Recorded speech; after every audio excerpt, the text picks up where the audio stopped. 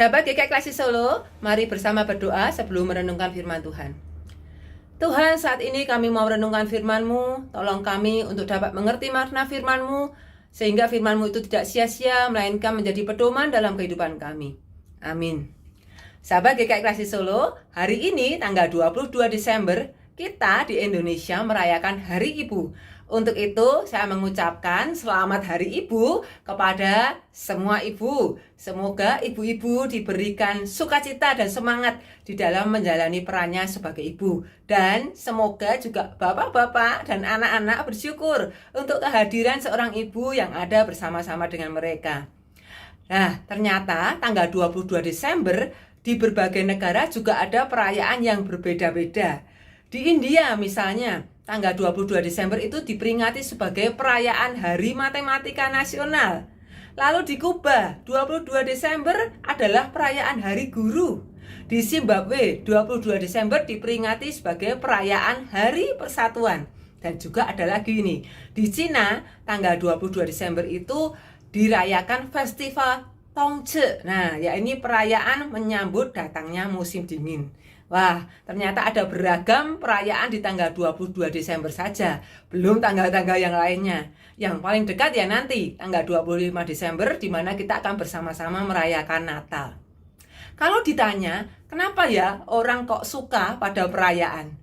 Kalau sahabat GKI Klasik Solo ditanya seperti itu, apa jawabnya? Nah, mungkin akan ada yang menjawab, ya karena perayaan itu meriah. Kita bisa bergembira, kita bisa makan dan minum bersama-sama. Di sana ada banyak hadiah, ada banyak pertunjukan, dan lain sebagainya. Nah, seorang bernama Erin Wildermuth dalam artikelnya yang berjudul Science of Celebration mengatakan bahwa manusia itu memang suka merayakan apa saja.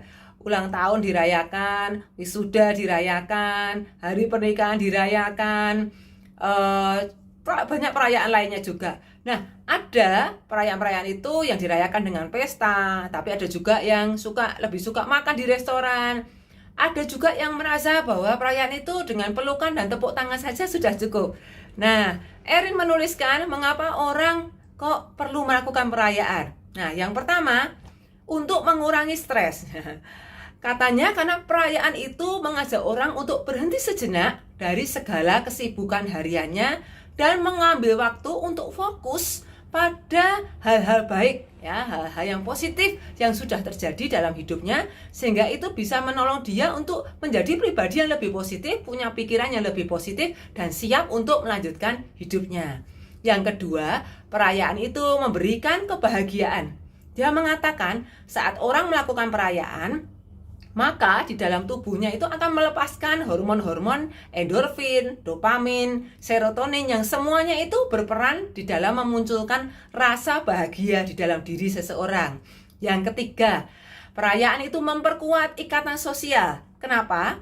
Karena dalam perayaan biasanya orang kan terus mengobrol, lalu sambil makan dan minum, orang juga tertawa-tawa bersama. Karena itu ada orang-orang yang suka membuat lelucon ya di perayaan-perayaan, lalu mereka akan tertawa bergembira bersama. Nah, itu nanti akan membuat orang-orang menjadi lebih akrab ya, lebih dekat, merasa lebih dekat, ada ikatan sosial yang terbentuk. Nah, ikatan itu nantinya di kemudian hari juga bisa berguna ternyata untuk memunculkan rasa ingin menolong. Nah, jika nantinya ada di antara mereka yang mengalami kesulitan.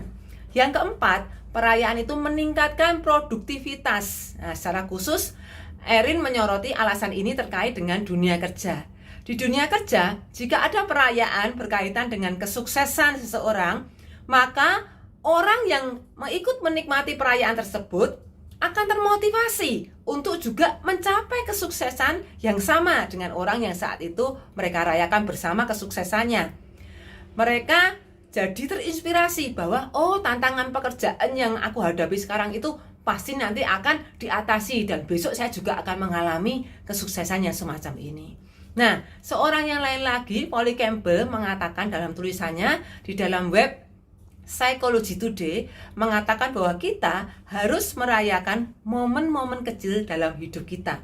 Sama dengan Erin tadi, Polly mengatakan bahwa perayaan apapun, baik itu besar ataupun kecil, sebenarnya adalah tentang memperhatikan hal-hal baik di dalam hidup kita.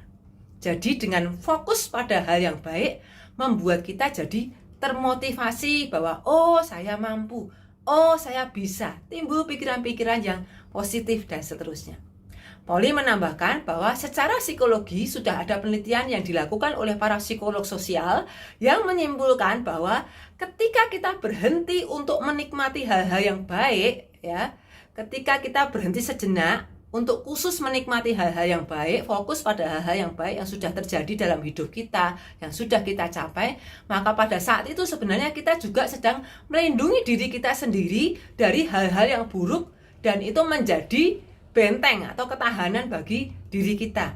Bahkan perayaan yang kecil sekalipun itu bisa membangkitkan emosi-emosi positif yang membuat kita menjadi lebih mudah mengelola tantangan yang akan datang atau sedang kita hadapi dalam hidup kita sehari-hari.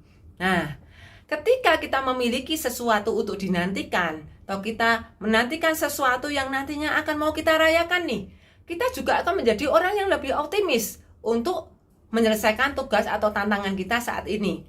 Dengan mengingat misalnya, wah habis ini saya akan bisa makan siang bersama teman-teman atau bersama keluarga.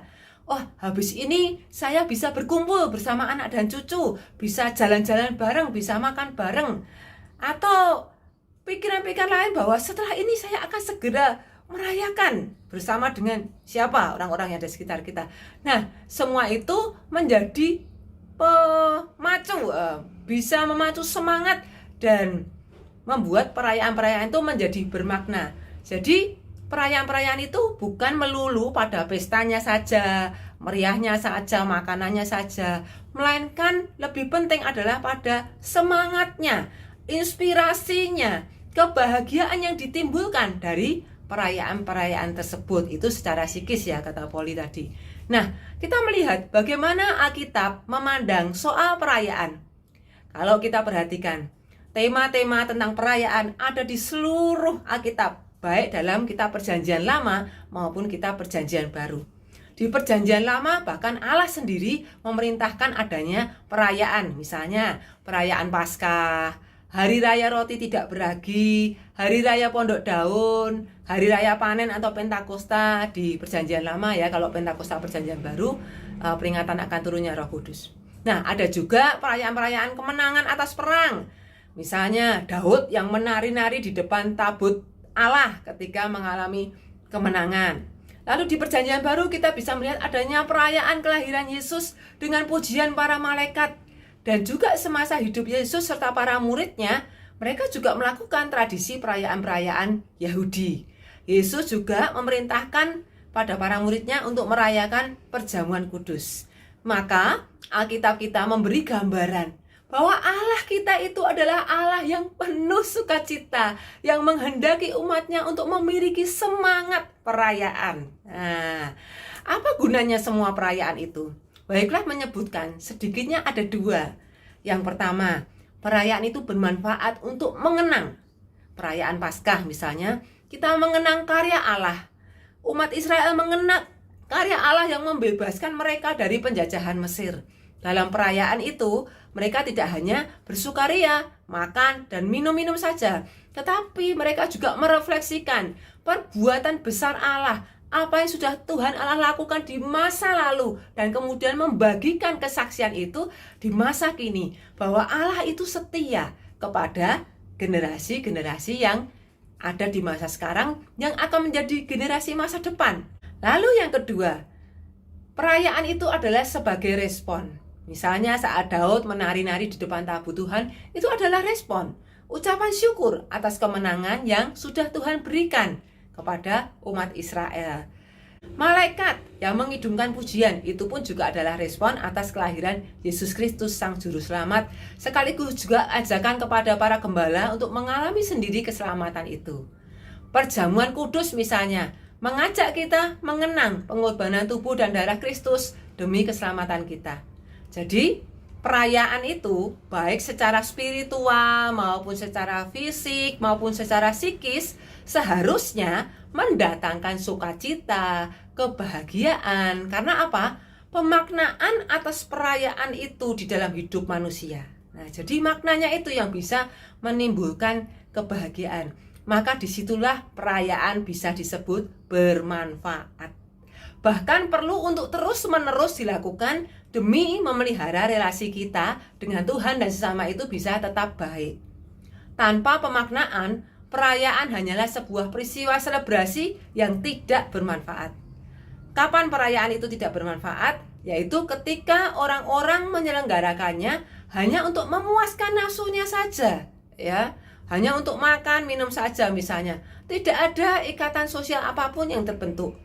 Di dalam 1 Korintus pasal 11 ayat 21, dalam konteks perjamuan kasih yang diselenggarakan di Jemaat Korintus, Paulus menegur bahwa tiap-tiap orang memakan dahulu makanannya sendiri sehingga seorang yang lain lapar dan yang lainnya mabuk.